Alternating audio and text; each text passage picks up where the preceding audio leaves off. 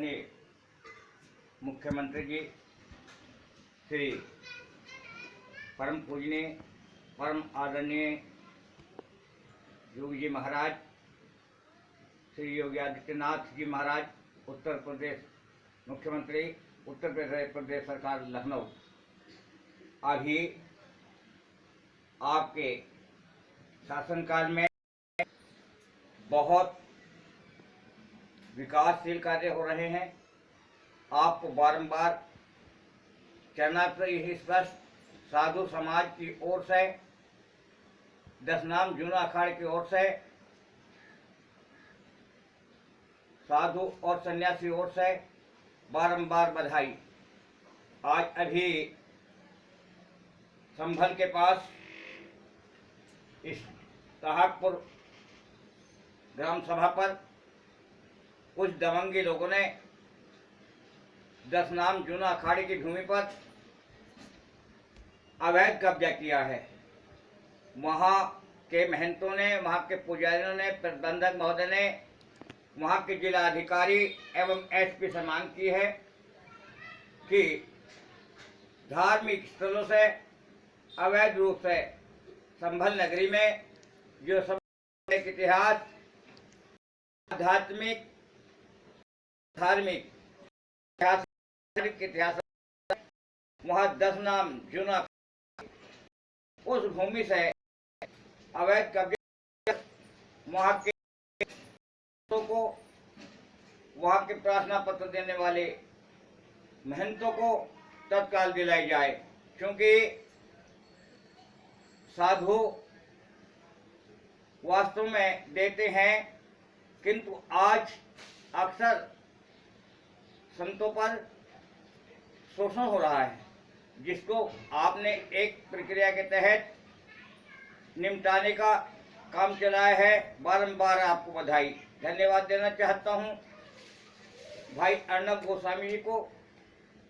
जो आर भारत अपने चैनल के माध्यम से देश के साधु और संतों की, देश के ऋषियों और मुनियों की, देश के आम नागरिक की, जिसकी कोई आवाज़ नहीं सुनता था, आप अपने चैनल के माध्यम से उनकी आवाज़ उठा रहे हैं। मैं बधाई देना चाहता हूं। आज इस अवसर पर प्रदेश के पूर्व मुख्यमंत्री श्री कल्याण सिंह जी को, जिन्होंने अपने शासनकाल में श्री राम जन्मभूमि के आंदोलन को एक संवैधानिक दायरे के अंदर रहते हुए, पद की गरिमा का ध्यान रखते हुए, मानवता का ध्यान रखते हुए जो कहा सो किया, वचन को निभाते हुए आज हमारी विरासत भगवान श्री राम की पावन पवित्र भूमि अयोध्या, जो एक अंतर्राष्ट्रीय स्तर पर भी विकसित महानगरी, आध्यात्मिक स्तर पर भगवान श्री राम की अयोध्या, जो एक वास्तव में वहाँ जो काम चल रहा है, किया है, उस पर जो बलिदान हुआ है, उस सब के लिए हमारे देश के नौजवानों को, हमारे संतों को श्रेय जाता है। धन्यवाद देना चाहता हूँ मैं अपने पत्रकार बंधुओं को, जो आज इस कोरोना जैसी भयंकर बीमारी से अपने अपने स्तर से, अपने अपने इलाकों में जितना कुछ हो सकता है स्वयं बचाव और सेवा कर रहे हैं, परोपकारी भावना से काम कर रहे हैं। आज भी मेरे जनपद बिजनौर के अंदर, जो उत्तर प्रदेश में पड़ता है, पश्चिम उत्तर प्रदेश में अनेक स्थानों पर शीतल जल पिलाकर, शरबत पिलाकर लोगों ने, आने जाने वाले लोगों को मानवता का परिचय दिया है। इसी श्रृंखला में हम और आप वास्तव में यह है कि हमारे ऋषि और मुनियों के सिद्धांत पर चलकर, क्यों खिलाना, रोटियां, पानी पिलाना, भूखे प्यासे को, किसी बेकस पड़े बीमार को जाकर दवा देना, इबादत है किसी नासाज को फिर साज कर देना। ये सीखा भाइयों हमने चरण सदगुरु के छू करके, खुदा से हो अगर मिलना, पता खुद का लगा लेना, क्योंकि जर्रे जर्रे में खुदा है, ये सब जानते हैं। दुनिया खिलवत सदा है, ये सब मानते हैं, क्योंकि प्रत्येक जीव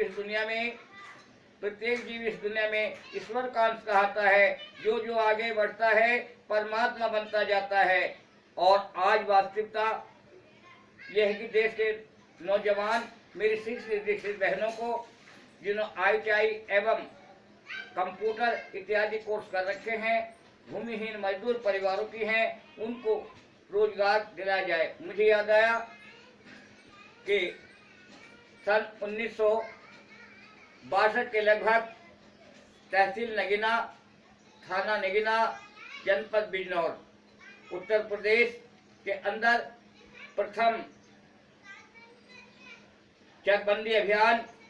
स्वर्गीय दुर्गा सिंह सैनी की बैठक पर आकर टिका था।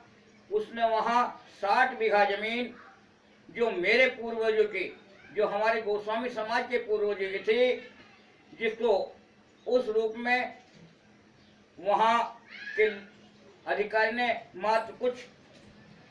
दक्षिणा मांगी, लेकिन हमारे पूर्वज गरीबी के कारण,